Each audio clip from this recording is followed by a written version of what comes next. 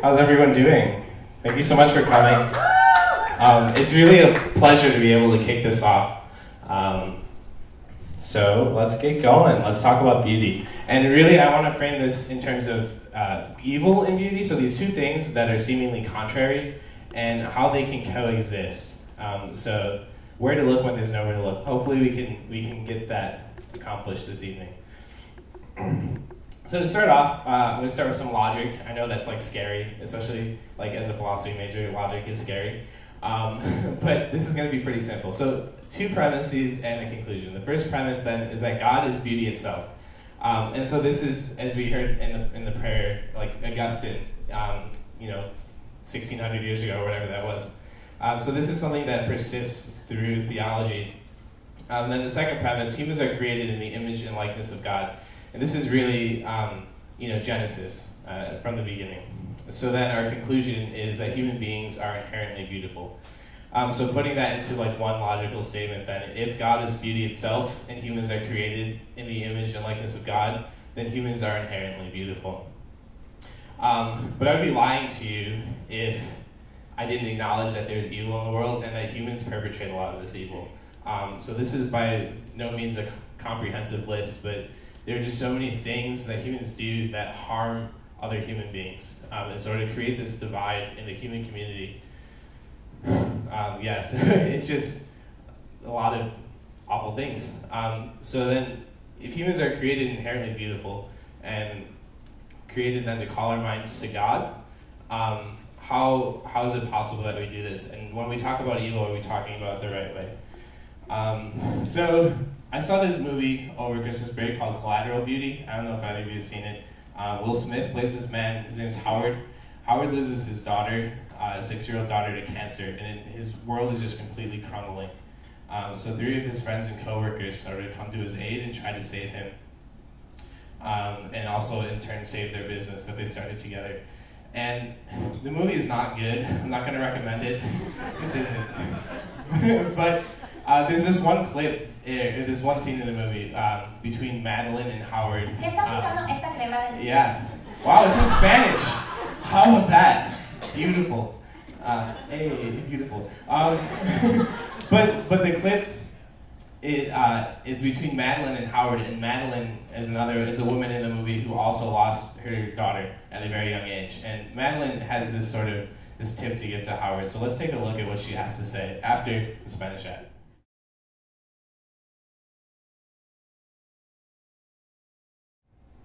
Great.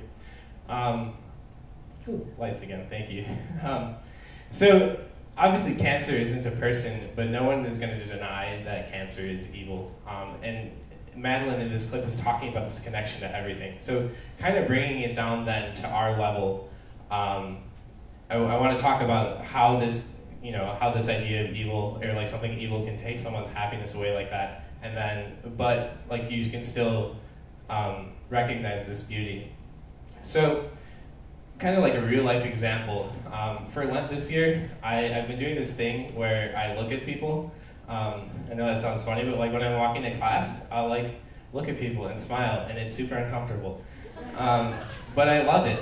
And I love it because like I'm able to see these people as more than just faces walking past me. I'm able to see these people in their stress, in their joy, in their sorrow. And it's beautiful, and the reason why it's beautiful is because there's a connection. I mean, there's a connection in terms of being human, there's a connection in terms of being on this campus. And it's in that connection where I find beauty, and it's in that beauty where I find God. And that's great, and I hope you feel all warm and fuzzy.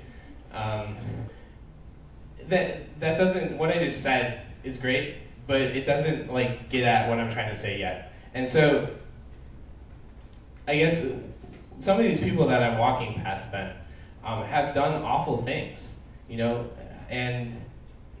it's not like it's a huge problem on a college campus is sexual assault, and that's no secret. So maybe some of these people I'm walking past are survivors of sexual assault or are perpetrators of sexual assault, and the sexual assault is evil. But does that make the human being less beautiful? And my answer is no, and it's because I know that the only reason I know this is because I've had to come to terms with my own evil actions that I've perpetrated. And in turn then, to take that and bring it to our loving Father and say, I'm sorry and I'm awful. And of course, from the cross, he looks down and he says, you're not, you are good and you're beautiful and I love you. And if that's how God wants to see us, why should we see each other any differently? So I want to leave you with this then. When we talk about evil, we usually frame it in terms of the problem of evil. And I think that's really kind of a poor description because problems have solutions. And like I'm sorry to say, but we're not going to solve evil, and we just can't.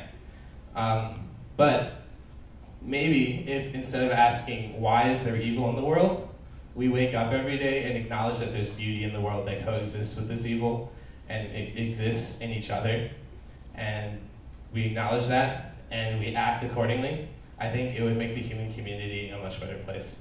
So thank you very much. Just a quote to end.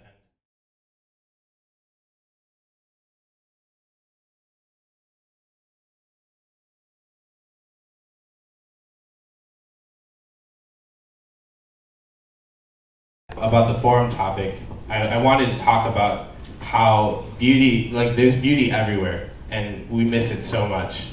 And I think like one of the places that we miss it a lot is in each other. And like, you know, whether it's a gift or a curse, I don't know, but like I have this really great optimism about humanity. And so I just wanted to like help convey that to other people. Hopefully that they can see that in each other as well.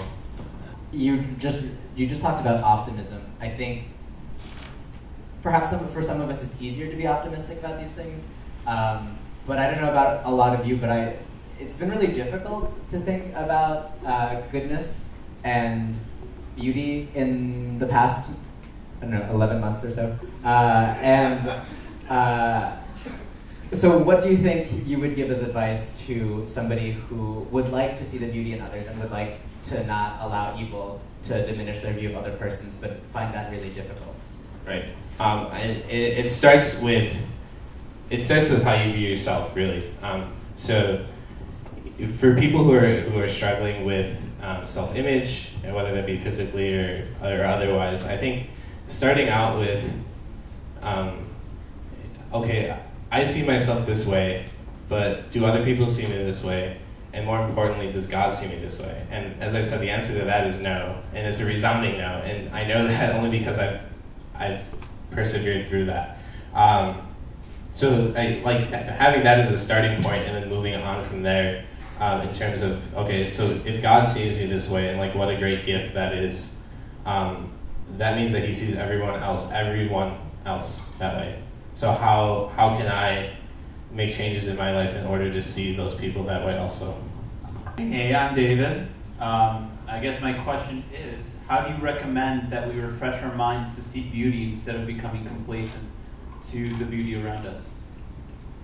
Good question, thank you, David. And that was definitely like one of the words that came up when I was like saying all of these sort of evils that humans perpetrate against each other was apathy. And I think taking complacency even a step further is when we get to apathy. And I mean, it's hard. I'm not gonna stand up here and say that I'm perfect at this, or that I'm even good at it, because neither of those statements would be true. I think forgiveness is important, and that's sort of why I put this quote up there. Hopefully you had time to read it. But starting with forgiveness and making it a habit every day to forgive those who have wronged you, either personally or societally or existentially, I don't know, and in every way, people who have wronged you, to forgive them every day. And I think the more we can forgive them, the more like that sort of that complacency and that apathy will die away, and we'll be able to see that more in our brothers and sisters. Can we give it one more big round of applause?